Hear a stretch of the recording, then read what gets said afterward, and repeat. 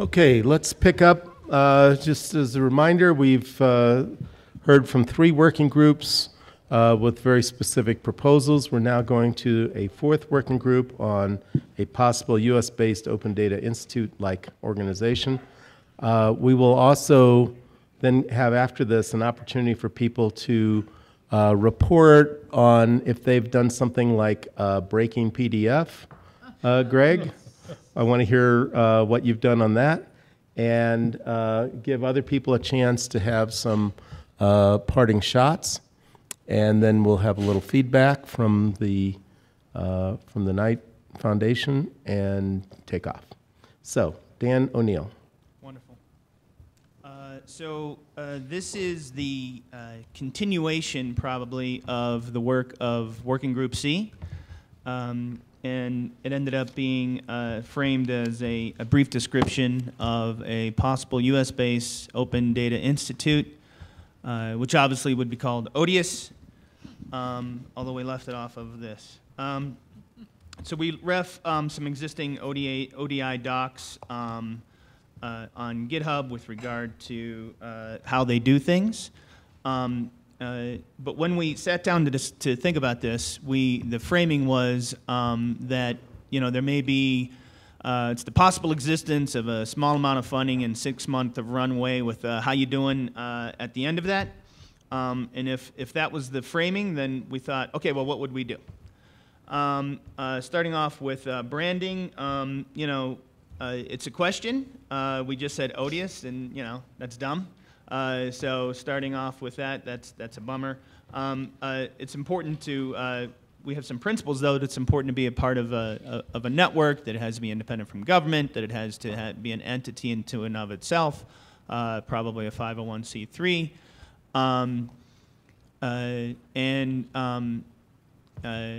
in order to make that, I mean, there's all sorts of different ways you could do that. In general, the administration of it would be, just open governance, and there were some docs from ODI that they put on GitHub as well, so we linked to that.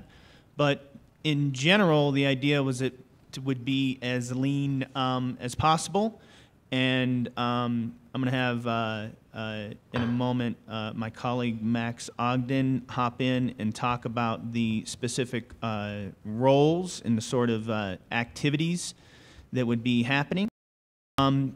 We talked about, especially with a short amount of runway, like how would we go about kicking this off, right? And I think that we've all seen a lot of pent-up demand for from units of government when we're out there, where they say, "Hey, I want to have some of that open data, open government magic. What's up with that?" And we think that there's actually a lot of demand for this concept.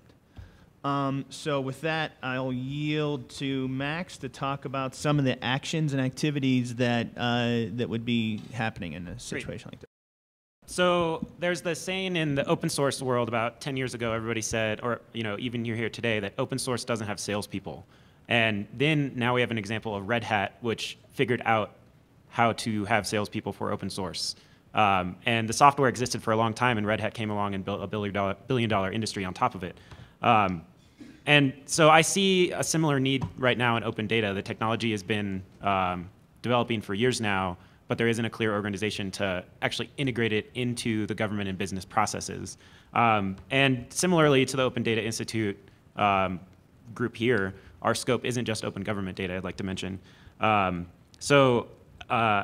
goal that I want is to get as many people on the front lines as possible. So in software companies, you have developer relations or evangelists, DevRel. Their job is to go to all the conferences, get people excited, get people hooked. They do things like Twilio has a great developer relations job position, and Twilio does stuff with automating numbers and text messaging. And they do things like, here's a 5-line program that you can write that sends a text message to somebody, and people see how easy it is. So it gets people hooked, and then that gets them excited. They follow Twilio on Twitter, et cetera. The goal of this position, the developer relations / evangelist, and I should mention we're not targeting developers, but this is the best equivalent job that I can think of. It's to build the network out. So the network exists, it's just not connected. And it's not going to get connected by us waiting on the internet. We have to go into the real world and get them and convince them that it's a good idea and reduce risk. So they have to go. These people will come to you. If you're an organization that is interested in open data, you've heard about it, you think it can help your business, you think it can help your government, there will be somebody that will come to you and talk to you. They'll sit in with the CIO or the CTO at meetings, equivalent to when Salesforce comes and pitches you on their new software platform. There's no open data people that come and pitch you on an open data platform in the same caliber. And of course, the focus is on data. So the focus is on how data affects the way the organization works, examples of other successful programs with data. So there's, I think, a lot of low-hanging fruit out there. There are a lot of organizations that, given the chance to engage with someone from a trusted organization to talk about open data and how they can get involved with it, they'd be open to at least a first engagement. And so what we would want is to convert as many of those engagements into signups or installations of some sort. So, excuse me, I think the three tangible things that would actually come out of these meetings, or this lead generation and outreach, is connections to associates and contractors. So the big goal of the Open Data Institute is to have a network of people that want, or organizations that want open data, and another network of people that are capable of facilitating open data. So contractors, companies, platforms, those are called associates. So the other one is network membership. So as the data providers or prospective data providers get contacted, there needs to be some conversion step where they then become a member of the network, and that could be, you can put this ODI brand on your website, now you're part of the ODI network, et cetera. We could develop that strategy. And then also a basic open data presence, either through tools or just open data literacy, so that they can start knowing what open data is, how they can use it.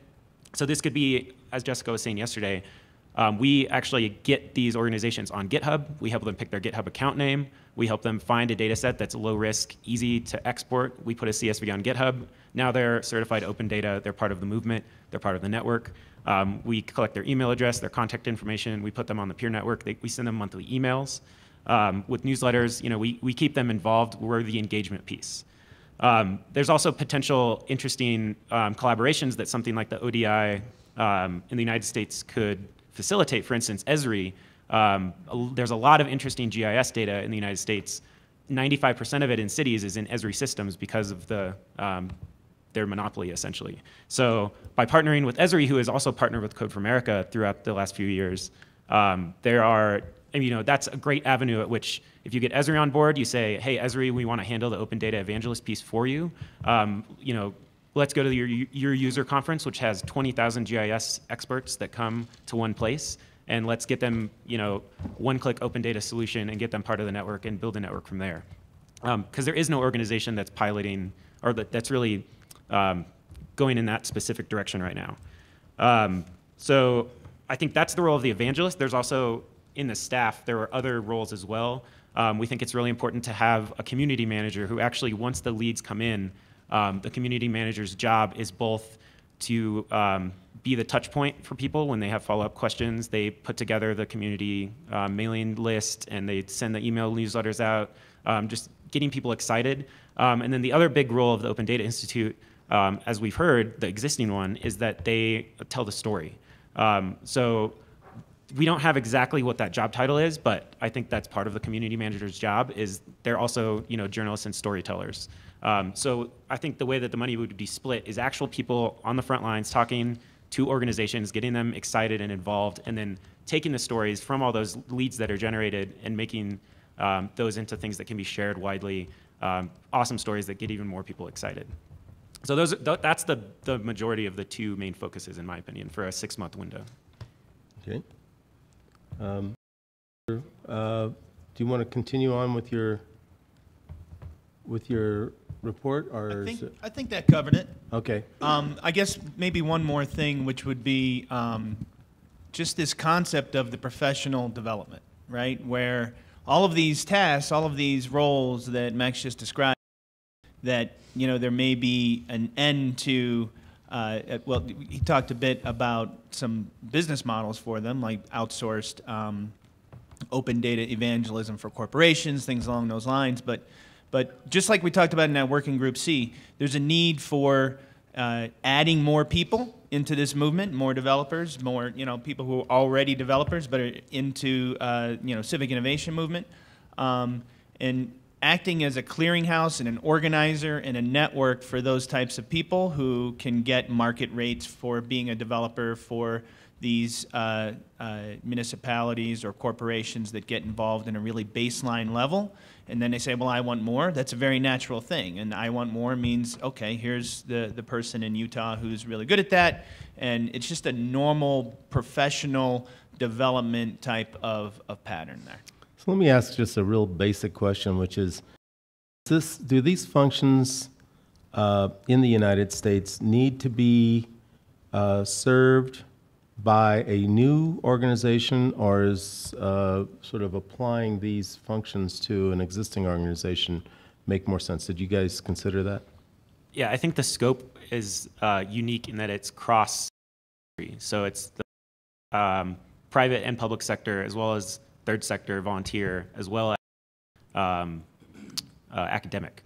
So it's an interesting breadth in scope, and I don't think that they're, you look at Code Light, they are the predominant open data evangelists, but they are not interested in business, for instance. Mm-hmm. So I think that there's a lot of interesting interplay, and the strength of open data is when you get cross-industry collaboration, for example. So I think that if we can come up with an organization that already has the same scope, mm-hmm. But I don't know of one. We did talk about that a little bit. I think that there is no existing organization that has this particular focus, especially bringing in corporations. And also, but having said that, there are a lot of existing organizations, and they're usually either geographically focused or in terms of a particular sliver of the industry, and just getting them to align in a really mm-hmm. small way. For instance, my organization, I wake up and do these things on a pretty regular basis, and I could be convinced to do it literally for the organization. Go out and, like we said, if there's the people in Niles, which is a suburb of Chicago, that they want to get involved, I'm totally willing to spend a half day going out there, talking to them, not being compensated for it, but just, again, because I'm a part of a network, because I care about these things already, that we can do that and be effective without a whole lot of money and formalism. Yeah, I think our experience in the UK was exactly the same. There were questions asked before it was instituted, did this need to happen? Weren't there already existing organizations? What we've noticed is that because of the breadth of what we're doing, and because we're particularly focused on growth, the opportunity for innovation of different kinds of we've convened a lot of other organizations who are doing great work. I mean, it literally is the case that we have My Society in our space. We cooperate and collaborate with OKFN. And so it is actually trying to find the best. And as we said in our presentation yesterday, it's about being catalytic. And I think that I've become quite convinced that there feels to be a need for that here. Okay, let me ask a second question, which is, to what extent is creating this new organization threatening to existing organizations? So Dan, you kind of answered that, suggesting that it would not be threatening to your organization, but do you see this as something that is coming in? I'm just looking at the kind of institutional resistance that what are some of the bumps that might be facing the creation of this organization? I mean, speaking on behalf of Code for America, when they go into cities, they have to put people in cities for a year in order to get institutional buy-in. And that was the only way. It was really hard, one city at a time, one person for a whole year. It was a really long engagement. And I think it's because at the beginning they didn't have a strategy for kind of selling open government to a city. So I see a role, like the benefit of this organization is that they would come up with an engine, like a product that was very well greased, ran really well, could get into a city and start running. And the more engagements you work with, the better the product gets. And the product itself is, you're now an open data member. You are sold on the idea of open data, and that opens them up to working with all of the other organizations. So I think it's really important that, and Waldo likes to say, Open Data Institute should be a time-limited thing. It should only exist for a single-digit number of years, because once the idea is sufficiently implanted in the system, then the group itself can go away because the lead generation happens automatically. That's kind of one of the goals of the organization. The goal of the organization is not to create new software platforms that the Open Data Institute runs and the consultants work directly for them. I think it's very much catalytic in the sense that all it does is it comes with a story that gets people hooked in order to engage with the other organizations that do the specific tasks better. That'd be fascinating. It'd probably be the only organization in actually truly sunset. But Katria is next. I have a request prefaced with a congratulations for thinking so outside the box on a type of organization that could start a movement but doesn't have to be there when it finishes.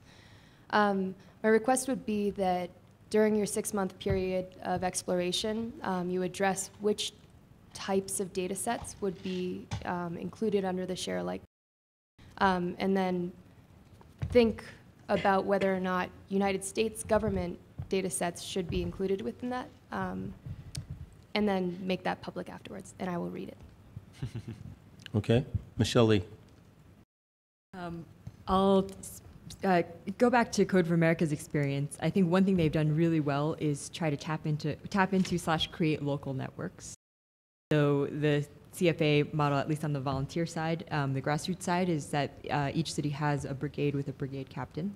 I think the actual soup to nuts implementation of, that was the wrong metaphor, the nuts and bolts implementation of open data, of opening data, is not always an emphasis of the brigade, and I think this is a really valuable emphasis. I would add that I think there's a lot of collaboration synergy to be done with Code for America. I think with Max involved, that won't be a problem. I think there's a need for this specificity. I would say that in my experience in Philadelphia, there's some interest in, sorry, to backtrack, there's been a lot of really encouraging conversation here about not just volume of data, but quality of data. Katria mentioned it.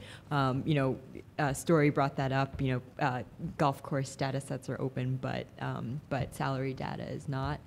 I think that is, I would challenge the ODS to also take that on in the mission, that as you're doing the evangelizing, it's not just a toolkit, but working with people to help them appreciate why these data sets are important and relevant. And I would say that as an on-the-ground, Philadelphia resident, that maybe out of 40 people active in the open data community, 3 of them care about that. So can this organization push on that front as well? Okay, very good. Greg Allen?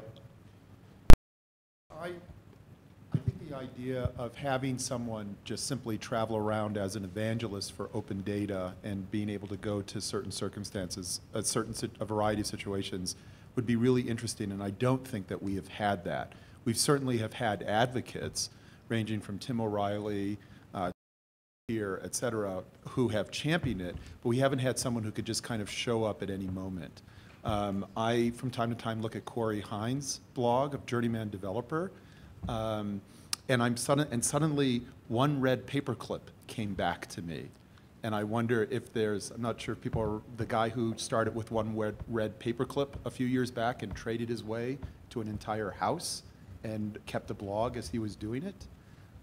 So there's possibly interesting projects about swapping data, and that a single evangelist could kind of travel around championing data trades and collaborations. Okay. Kathy Conrad? We actually do have an open data evangelist. That's her title. Jean Holm, who some of you may know. She is a one-woman dynamo. She gets more done in one day than most people get done in a month. But that's kind of the caution. She's one person, and her, as she gets out to more and more places, she's spread even more and more thin. So there's got to be a way to institutionalize, capture, and replicate what that evangelist is doing, or it becomes a single point of failure. So I would encourage you to use that evangelist as a catalyst, but not rely on her as an individual and as a human being to really capture and sustain the network that's being built, and to make sure that he or she is also focused on capturing and promoting results, not just the data itself, because you really want the to be about the results that the data enables, not just the process of opening it up. Okay. Any other comments, thoughts? This proposal. So next step, Max, is what? The next step, and maybe Waldo has input on this as well, I believe we have people interested in beginning the 6-month experiment and testing the network here in the United States to see if it is if there is as much low-hanging fruit here as there was in the short time period with the UK crew. And Waldo, I think, can you talk about your potential involvement? Sure. Dan has some notes about this too, and he's tweeted out a Google Doc about this. So we've been talking about actually just going ahead and doing this. So we're talking about, since I have some time coming up, me taking the 6 months or so to actually get such an organization off the ground and finding a few other people, and Max mentioned, in 6 months from now, he's got nothing going on. Finding some people who've actually done this sort of work and to make it happen. We just need the funding, and luckily the folks here from Knight haven't said no. And so that seems like a promising step. And I think with a relatively small investment, maybe a $250,000 or so, that would enable a sprint of that period as a pretty good proof of concept. And we'd be able to use that time, hopefully, to get some good, quick results in order to help get a proper sized grant to create an organization that could last for a few years. Okay. Any comments from Gavin or Nigel? Either of you? Oh, Gavin. Where's Gavin? Yeah, Gavin. I think we're really excited by this, obviously. That's one of the reasons we were very keen to present the ideas. I think there's a huge amount of potential here, and I really like the approach of just trying a short sprint and seeing where we go. And we will provide as much support into this process as we can. Okay. Very Yep, straightforward. absolutely. Yeah. Clay, any parting shots? Sounds good. Okay. Wow. That's a ringing endorsement, I think. That's the most. You should pay people. Yes. Organizations work exclusively on eliminating the paperwork production. Eliminating what? Okay. So that's terrific. We've gotten 4 very positive ideas out on the table. Greg, I think we want a little report in on the PDF, open PDF concept that you advocated yesterday. Yes, it's clear that the movement to the PDF problem is growing. We've gotten tweets from people around the world, and we've registered the domain PDFU to support this activity, as well as PDF off. I think our next step is to continue to tap the unrest that exists and the frustrations people have, and ferment that desire for change, and begin some quieter talks about establishing an XPRIZE so that we could have a major team-based event several months from now, and open up PDFs once and for all to get the data out of them. Okay, great. We have a few minutes where we can have an opportunity for people who have had ideas, some takeaway points that they want to make that didn't fit quite in the structure of our working groups or our organization. And so the idea is I'm going to go around starting with my left, but there's no need to talk if you don't have something different to say, because we want to save some time at the end for a feedback from the Knight Foundation, and that's always a good thing. So, Philip? I don't have anything to add at the moment. Okay, Max?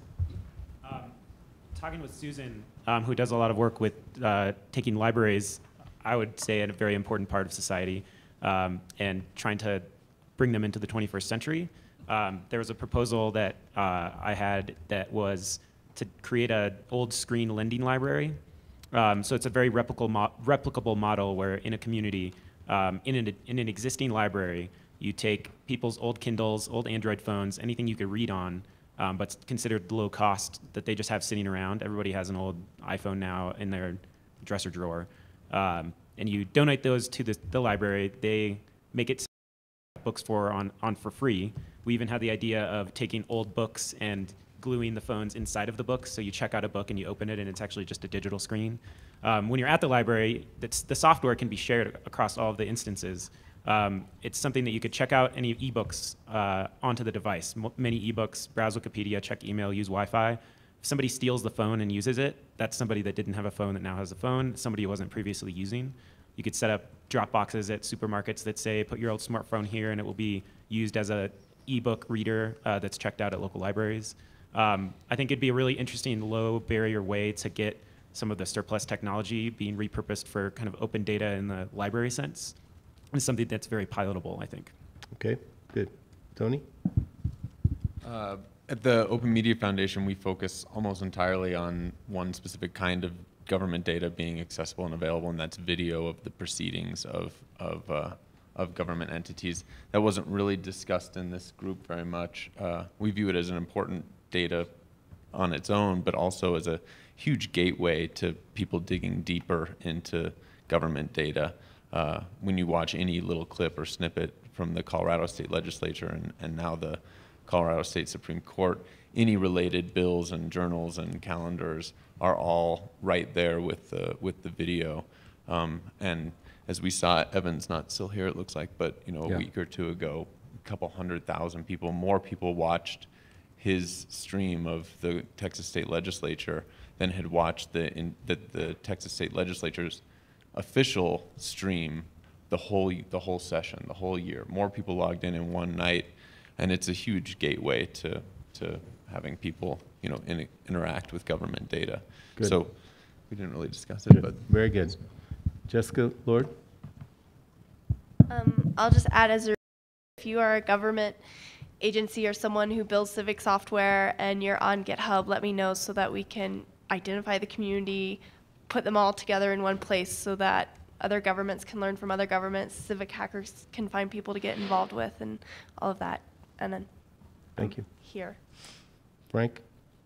So I've had a series of really fantastic conversations about how information travels from us to the wider communities that we're all engaged with. And a sort of persistent thing that I failed to do on leaving an event like this is to follow up on this low-hanging fruit of a civic hacker camp that Max and I discussed the other evening, or working out why Chicago is way ahead of any other metro right now in terms of local on-the-ground work between communities and software developers. So I think there's low-hanging fruit that I want to take back to where I spend most of my time and write about this, talk to people, try and turn some of those things into something that happens on the ground.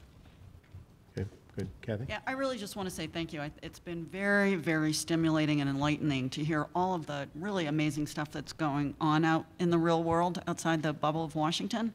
And if there are things that we can be helpful with or that we ought to know more about, just email me. So thanks. Great. I find myself thinking about the question of how we make this stuff stick. I think about Harper's comments about products. I think about John Seeley Brown's comments about agility. And I think about what the Knight Foundation is doing, just kind of bringing us all here, funding this nascent civic startup space. And I also think about what the ODI is doing and I think can continue to do around not just government open data, but corporate open data, and the way that those two things could potentially cross-pollinate. We're often thinking about, a unidirectional opening of government data for the sake of businesses, but I think there could be some interesting, changes of that paradigm. And also, thanks. This was really some great conversation. So. This was something that Greg and I talked a bit about, looking at sort of the regulatory environment under which all of this activity operates, and creating sort of safe spaces or enterprise zones I think as we continue to develop this, we're going to come up with new business models and new ways of solving problems that don't fit within the current regulatory structure.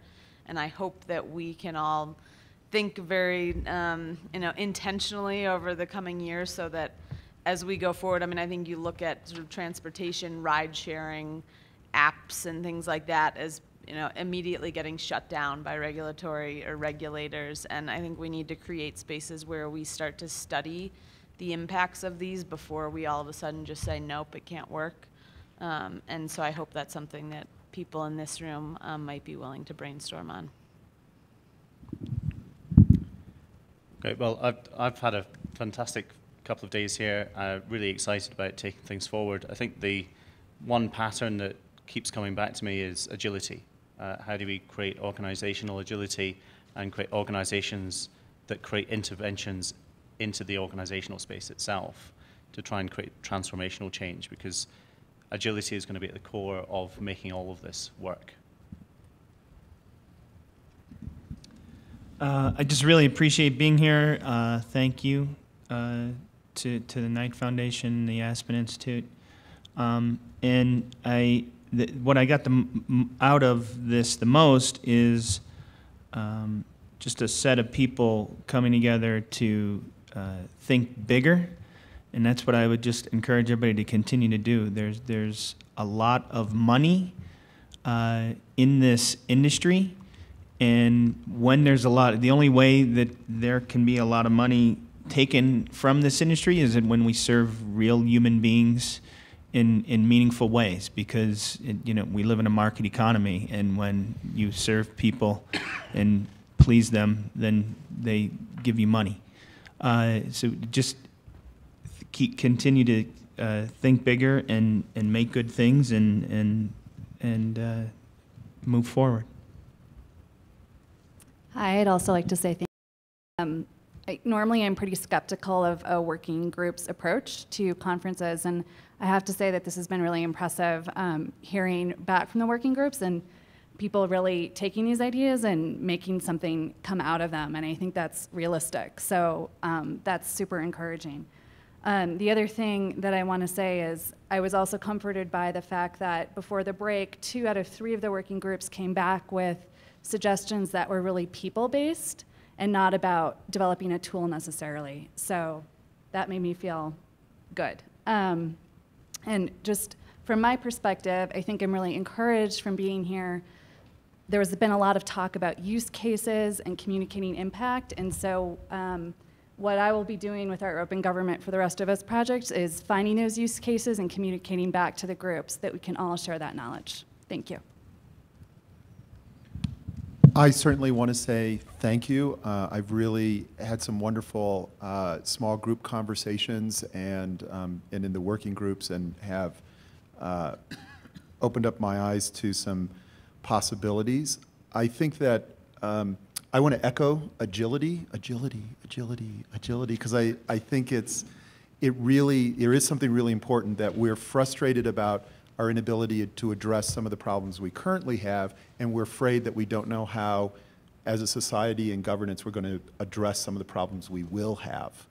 And so the need to figure out expanding all of our capacity to meet the upcoming times resonates, I think, with me and some of the conversations. I did want to add, in relationship to agility, a lot of projects that people in government do, they're doing on living patients.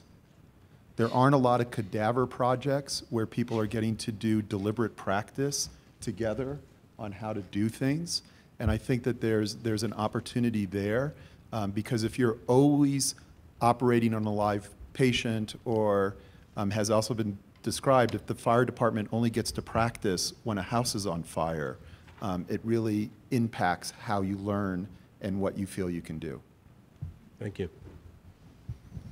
Yeah, likewise, I've really enjoyed this. And following up on your comment, actually, if you rethink agility, you may be able to figure out how learning and agility are two sides of the same coin.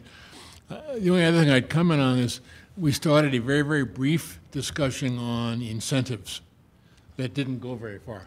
And I think that it would be very interesting to follow up at some point different types of incentives. They could be tax incentives, federal incentives, et cetera, that could actually, a small change in some of the laws or some of the incentive mechanisms could bring about a fantastically huge change. So I think it's always really exciting to hear the new ideas. People talk about agility and things like that, but I'd say that we should reflect on something that Joel mentioned and what Brian Civic said the first day about his experience in DC. And this is the issue of sustainability. As we're talking about our big ideas and being agile and things like that, we should be saying, how do we make sure it sticks? How do we make sure what we do is hard to remove? And that's something I've spoken to. Because I think we've all seen that there can be really, really good ideas. But if we don't spend the time to make them sustainable, they just go away. So I'd encourage not to be the downer, but as we have the good idea, make sure we make it stick. Well, this has been really, really fun and interesting, so thank you for including me. I think two things, I keep coming back to two things, and I think that have been discussed, and the first is really around demand and really understanding the demand side deeply and understanding different segments and groups, and it relates to, I think, John Seeley Brown, your point about incentives and understanding the barriers, and I think, Brett, to your point about sustainability, I think things that really understand the customer are inherently more sustainable. So the idea, I think, Katria, that you had mentioned about, with real people is a really important one. The other piece was kind of from our first day about the map here and thinking about the role of media in translating a lot of the usefulness of these tools to the average person. I feel like there's a need for some intermediation once those segments of citizens are understood and which tools are applicable to which people, someone to deliver that information, because I think even in conversations with people here, we're some of the most interested people on earth in these things and don't know about a lot of this stuff. So. Okay. Thank you. Thank you to everyone for a fascinating few days. It's really great to hear the focus on sustainability and scaling out. I think in one conversation, someone said there are about 80,000 governmental entities in the United States. So how does this scale out to not just New York and Chicago, but Aspen and other places? I'm conscious that we're all probably of a similar mindset and very much in the same category of people. I don't know whether any political or public service leaders have been watching the live stream. I guess not many of them will have picked up the tweets and tuned in. So there is a danger of the widening gulf between our knowledge of what can be done and what needs to be done, and where political and public service leaders particularly are seeing themselves, seeing resource as seeing money as a constraint rather than a resource, seeing them as prisoners of seeing themselves as prisoners of a system that it really takes someone else to change. So, how in taking these projects forward do we get those to be, at least accepted and tolerated, and create incentives for political and public service leaders to, if you like, come on board, not wholeheartedly endorse to start with, but at least, tolerate and then can share in successes, and then their peers start to see that happening. And when I made my first intervention, I talked about the diagram on the wall, which we've not talked about, and how open government needs to be a cycle. It's opening up information, which we spent a lot of time talking about. It's getting citizens engaged and feeding back. We've had some great ideas this morning. But then how do we get government to listen? Good. Stefan? So thanks as well. And my parochial mind always needs to have a mnemonic to remember what we discussed. So I came up with the 5 C's of focus, which reflects the what I hear is some kind of a common way to think about what we discussed. And the first C is the C of communication. We need stories. We need to be developing a narrative that really goes beyond what this group believes. The second C is the C of capacity, is that we do need to build capacity within government to determine demand, but also capacity outside of government to respond to the demand that might be there. The third C is the C of criteria, which is really about how do we measure what works? What are the criteria that we're going to use to actually define success? And if we don't have those criteria, then it's going to be a faith-based undertaking as opposed to an evidence-based undertaking. And I think a faith-based undertaking probably won't be sustainable as opposed to an evidence-based one. And then the fourth C is the C of collaboration. Everything that is we've heard is all about how can we either collaborate with citizens, but also how can we collaborate amongst ourselves, how can we collaborate amongst open data advocates, how can we collaborate with governance, and so on. And then the last C is the C of change, because ultimately what we're talking about is change management. I mean, we want to ultimately change the system, the institution that we are currently have, and we want to ultimately provide for a new vision where, for instance, citizens are perceived as experts as opposed to just the electorate, where you ultimately have, where you think about governance. And again, it would be interesting to see if you would do a survey and ask, what do you think about government? I think if you have people start think of government as entrepreneurs, that would be a change. It would also be a change about agility. It would be a change if really experimentation would be embraced. We discussed also that, of course, there's huge risk for that, but if that would be embraced as well. And so we need conceptual frameworks, we need incentives, and we need new policy frameworks that allow for that change management to happen. So these are my 5 C's of focus, which allows me to remember what we discussed, basically. Good. Well done. I'll be repeating a bit what Dan has already said, but I'm particularly grateful to Aspen and to Focus and tonight for making it possible to bring together folks to talk about the project that we wound up working on of this ODI in the US. I suppose it's possible that some folks from Knight and Max and Dan and Gavin and Nigel and I and we had yesterday Nick, the deputy CTO, could have somehow wound up in a room together or planned to be in a room together and talk about this. But even then, the results that we came up with, I think, would have been radically different because we wouldn't have had other people weighing in, as half of you in this room did at one time or another in a particularly direct fashion, to influence, well, what I'd call the outcome, but really we're at the very beginning. It's a pretty unusual set of circumstances. Possible to quite possibly launch a new organization in the course of just a few days.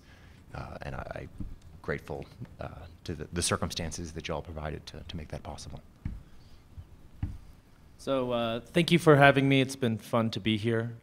Aspen is one of the strangest places I've ever been in my life, but I'm happy to be here. I just have 3 things. The first one is I really want to put some caution on the word agility.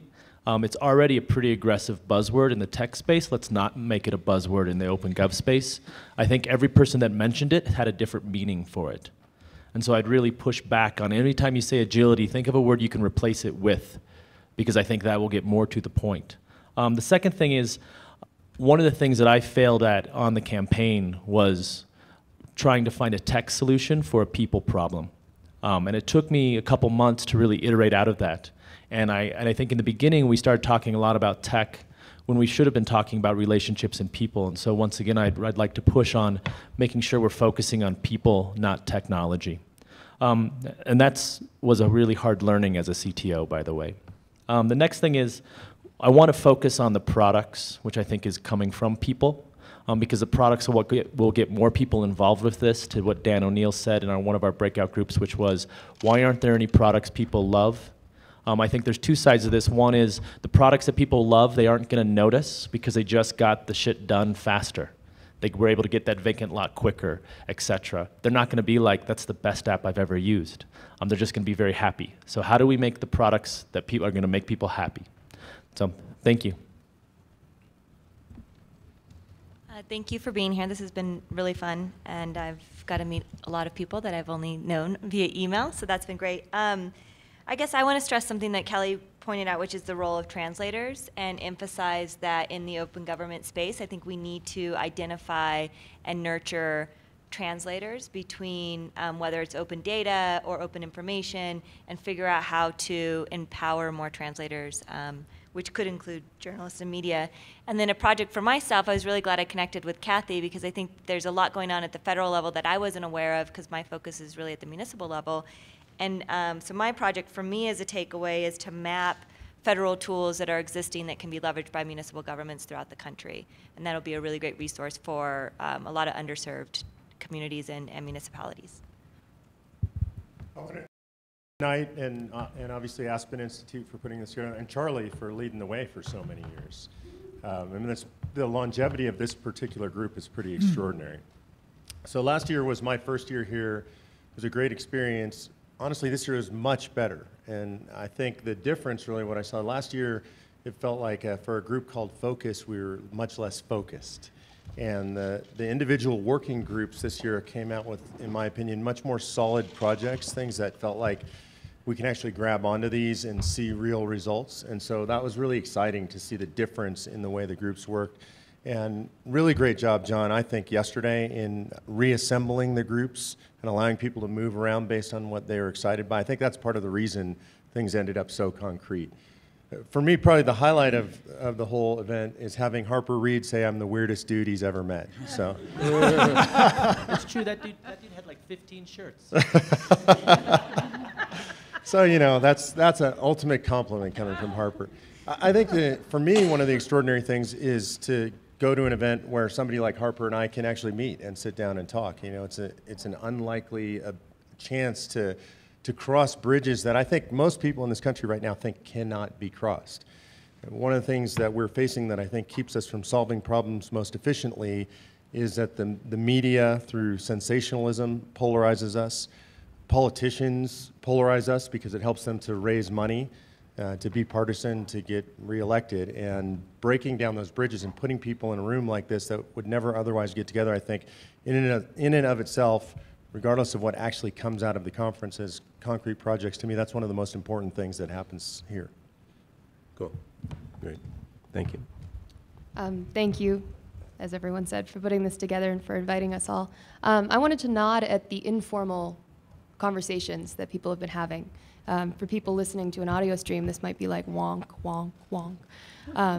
But there's a lot of stuff that happens in the hallways and over a glass of beer or something like that.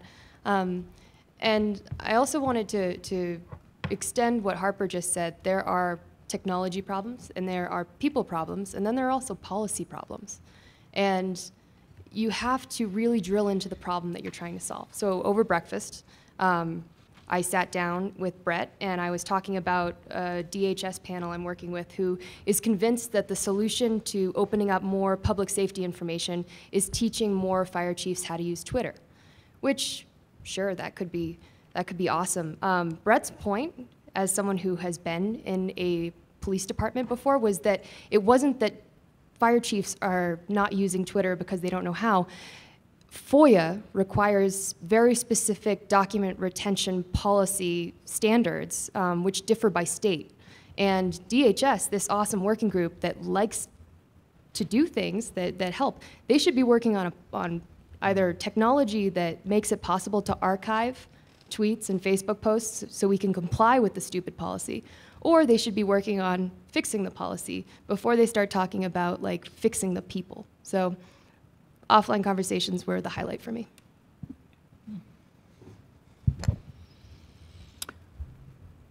Well, I think this is my first time here. It's been an amazing experience. I think one of the things that is edifying for me is that as we had our conversations and we were in our working groups, even though all of us came from, or some of us came from very different places, I think we really philosophically agreed. And that was so empowering, and it made me optimistic. So I know we've talked about various platforms, but what I would like to pitch is that the libraries, particularly the public libraries in this country, are an existing platform that we have. It's a physical asset, it's a content asset, and as I think about what we've done here today, I would just offer my knowledge of that network to connect any of you. If you want to try things in your town or where you ever live, I mean, let me know. I'll try to get you connected. I was really excited by Max's idea about loaning the ebooks. We'll see what we can do about that. My agency we can fund pilot projects, so if you have some good ideas, let me know. But I think even at a larger scale, we have this platform in our communities that is often not at the policy-making table. Our city, our county, even at the state, whatever. So I would just ask you to think about that, because it is an asset you have, and it's an asset, think about all the librarians that you may know. We are so dedicated to open government. I think we could really help initiate or continue a conversation at the local level about why this makes a difference to our communities. And we could even come out of this and work out some kind of a toolkit that I'm able to share with libraries around the country and how to have those conversations. So at any level where you are, think about us, because I think we can really help us achieve what's in the best interest for the U.S.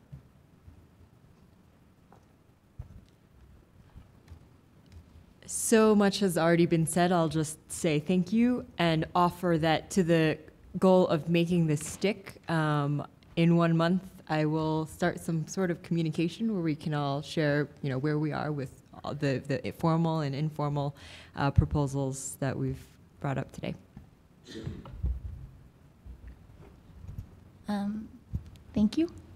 I think, as a lot of people said, the one-on-one and the side conversations have been really, really valuable for my own thinking. I think something that we've been talking about, and I think actually this group has dealt with really well, is I think so often you come to these sessions and there's always that tension between working on sort of incremental quotidian service delivery improvements and, some of tackling the bigger challenges or some of the more wicked problems. And so sort of seeing some of the ideas that have come out, I think this group has sort of, tried to strike that balance pretty well. I think we have talked about how to integrate people that are not necessarily here at the table into some of these conversations, people that, for those wicked problems that we're talking about may have a firsthand experience of what that actually feels like to, face some of the challenges that, sometimes people in our positions have less intimate familiarity with. And I think, some of the conversations with Tricia last night as well around, for example, it might not be realistic to bring in the citizen, capital C, to, sit here. There's issues of, power imbalance, level of technical knowledge, but there are intermediaries, going to sort of some of the comments that have been made, social workers that know these issues really well, that, could also be valuable additions. And then I think I found some of the conversations around evaluation, impact and process evaluation, really interesting. Hearing some of what WBI is going to be working on in this space. And really, thinking again to how are we evaluating the successes. OpenGov is such a big term. All of the projects are trying to achieve something quite different. And I think that's really valuable, but how do we understand how all of these different experiments and things that we're doing contribute back to an understanding of what works, what doesn't, and I think how can we seed innovation in a more structured way. We can talk about sort of failing 90% of the time is the norm. That's fine, but is there a way to understand how to not fail 90% of the time, maybe 85% of the time. And I think sometimes, in the technology space, we assume just because something's easy and cheap to do, that we should do it. Let's just test it out and see what happens. I think sometimes the challenge when you're talking about people that are scared or resistant to change, or talking about people's lives, considering sometimes the negative consequences. And, you know, we've all talked about the risks that are embedded within all of these projects that we want to do, but, you know, doing the process evaluation and the impact evaluation to capture how some of these risks have played out and contributing them back to our shared understanding could be valuable. Okay. Thank you. John Klobuchar, you want a parting shot? Parting shot. I apologize. I had to take a call, so out of order here, so to speak. I generally speak a lot at these kind of meetings, and I haven't spoken a lot at this one. This is not typical. And I've done trying to do a lot of listening, and part of my background and interest has been in governance, not so much government, and how to develop new models of governance, self-governance, and how to sustain and scale that. And particularly, we're in the idea of what kind of platforms can be built, and what the architecture of those platforms are, because in part, I think sort of architecture becomes policy, and how a lot of these ideas, I was very interested to hear a lot of people's ideas, and it was stimulating to me to think about how to implement them and what the implications and what happens when you develop new kind of platforms, and particularly how that ties into the whole open data movement. I mean, we've done a lot in looking at data commons and how to manage the data commons, and how, particularly how people get control over their own personal information and how they can share that. And I think that's increasingly going to be important, because your participation as a citizen is going to be, in a sense, how you're seen and how you participate digitally. And that's something that we've been focusing on, but it also then ties into this larger conversation. So this has been very useful to me, and I've also found it very interesting that a lot of my affinities are closer to Marx than other people, which would be surprising to me. So I think this is a way of breaking down sort of barriers across different political spectrums as well. Nigel? Yeah, just a really fascinating meeting, and the convening power of the foundation and the institute, and what Charlie's done is really exceptional. I'd heard a sense that sometimes these were good talking shops, but not much necessarily came out of them as practical implementation. All I've seen is people talking about practical implementation. So either this is my first time here and this is a brand new experience, or something is changing in the appetite of people to kind of get in and actually make material differences. I'm very struck by the diversity of all politics is local, they say, and in a sense, you know, to understand how local conditions change the context in terms of what's possible, but then to see the breadth of people here from all around the country, from different civic groups. Very striking feature of just the heterogeneity, but again, a lot of common purpose and across a very broad spectrum of interests. It just kind of re-energizes you, which is just excellent. So now we have a few minutes for our Knight Foundation team to react and respond, and I don't know how you want to. I really want to thank you all. I mean, you guys, it's a pretty amazing group, and you all took the better part of a week to be here at the end. So I really appreciate your giving up that much time to help us, to help all of us, not just wrestle through these ideas, but build forward things that will be existing within in a couple cases within 3 hours, I think, in the case of what some of you guys are hacking on, and when we come back next year, that will be existing. With that, thank you. I am going to ask you for maybe one more, 30 minutes or hour of your time, which is picking up on something Frank urged last night over dinner, which is, it's so easy when we run out of here, everything kind of dissipates and fades. I've got some commitments from some of you to keep driving forth on a couple of these projects, but I would love from each of you, whether it's an email to us or a blog post or some sort of, if you're able to, before losing this completely in the next couple of days, some sort of just reflection process, especially once you get out of the high altitude here and get back to sea level and your head clears or fills up. Related to that, and I would ask you, as awesome as you all are, I would love the names of 2 people who are awesomer than you, that you would rather be sitting in your chair, say, a year from now. That helps us a lot. That helps us, really build this out as as a network. And lastly, and most importantly, I want to thank Tricia, without whom none of us would have been here. And she stepped in and pitch hit earlier than I think she was expecting to a couple months ago, and owned this and made this hers. So thank you so much, Tricia, for keeping us safe and on time. And I was really just so you kind of stole it. well, then I will also thank Panthea, who's been sitting here on my right, pounding away on her keyboard for the last 3 days, and us about what she's been working on and how you can help contribute to that. Yeah, so just to echo a huge thanks, a couple of things that I captured that might be worth sharing towards the end. One thing I said yesterday that I saw, which was that some of the most important aspects of what this open government process is are often the most mundane. To Katria's point around, what's the law for FOIA, and how that keeps people from using social media, things like that don't feel really that exciting to work on, but are incredibly vital to it. And the importance of translation, Kelly mentioned that before, it's been brought up a lot. How do we make sure that this stuff is easy to understand and use for everyone interacting with it? There's still something that's unresolved with all of this, which is, I think, supply and demand complexity.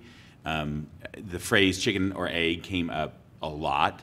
And I think there's, it's the notion of how do you, is it people before product? Is it data before you can build a product? Is it demand from citizens before data gets released? These are things that I don't think are easy to answer, and we haven't really answered. And I think it's important to keep that in mind as we move forward about that. The need that nothing happens without that impact will make all of this relevant. And making sure, I think that's where we hear this notion of narrative and story being so important to the space, because we really want to show that, and it's something that's a thread where there's just a few stories that we always lean on about how cool open government is, and we need a lot more of those, and we need to demonstrate how it's pragmatic. I think Jessica's point that around people's tech has left gov tech behind is really key, and there's actually a graphic I think that Max tweeted out.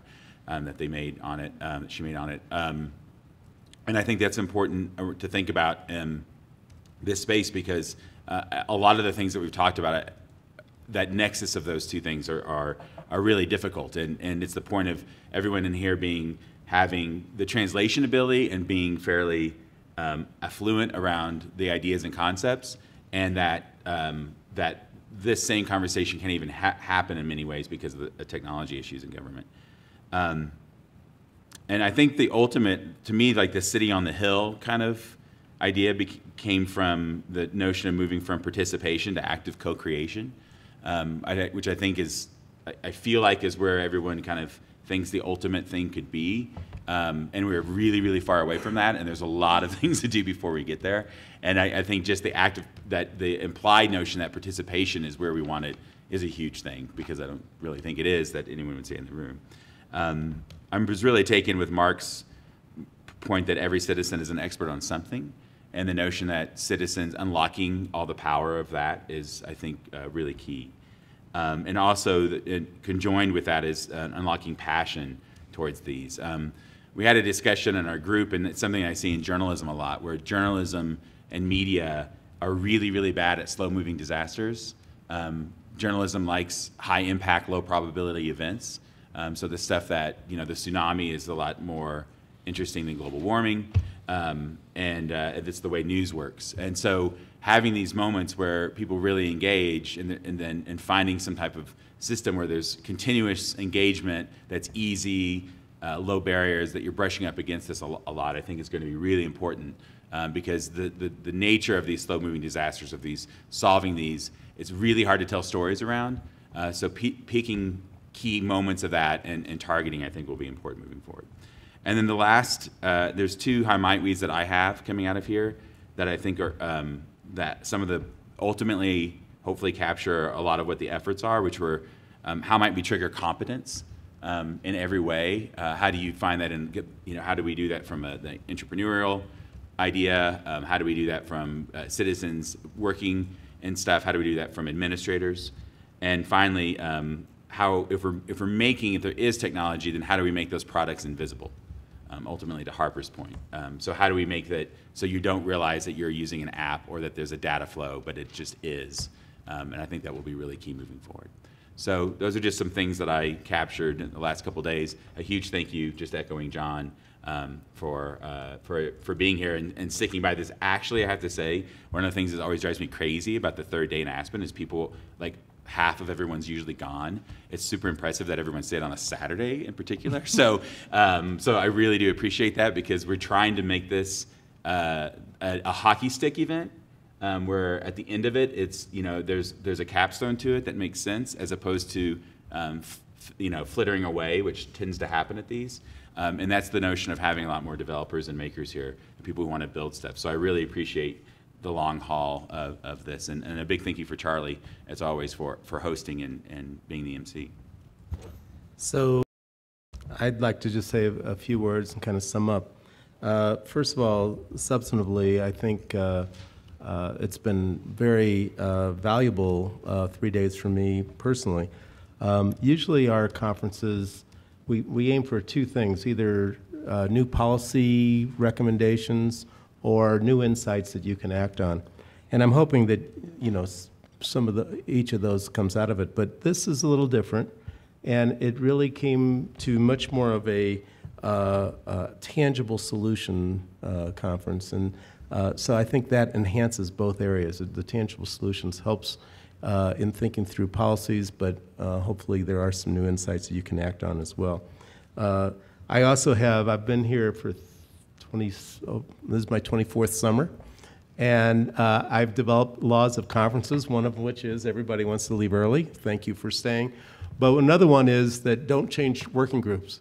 And John talked me into changing yesterday, and I think we all saw that was a great help, so even I can change.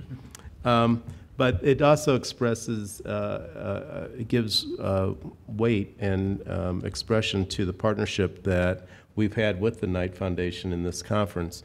So yes, it's great to get funding for a conference, but it's even better to have partnership and leadership and insight that's come from the Knight Foundation, and that includes the entire team, Chris Soper, of course, John and Michael here. We're missing Alberto Ibargüen, who intended to come but couldn't at the last minute, and he's always been a great addition as well. And we appreciated having Carol Coletta join us as well, a new member of the Knight group. I want to thank, we've already thanked Tricia Kelly. What she did was come in and substitute for Sarah Eppiheimer, who worked on this project in the early parts and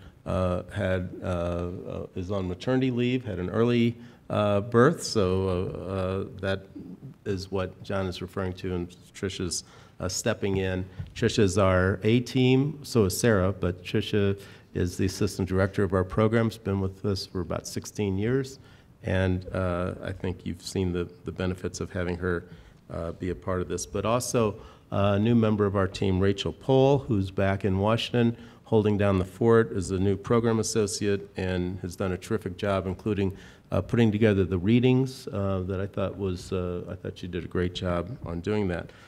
We also want to thank Livestream, who put this out on the web, and Bill and the rest of the staff, audio-visual staff at the Aspen Institute. But as you all recognized, what makes these possible are the people who are around the table, who are willing to give their time, their insights, their knowledge, and their wisdom. And I'm just reminded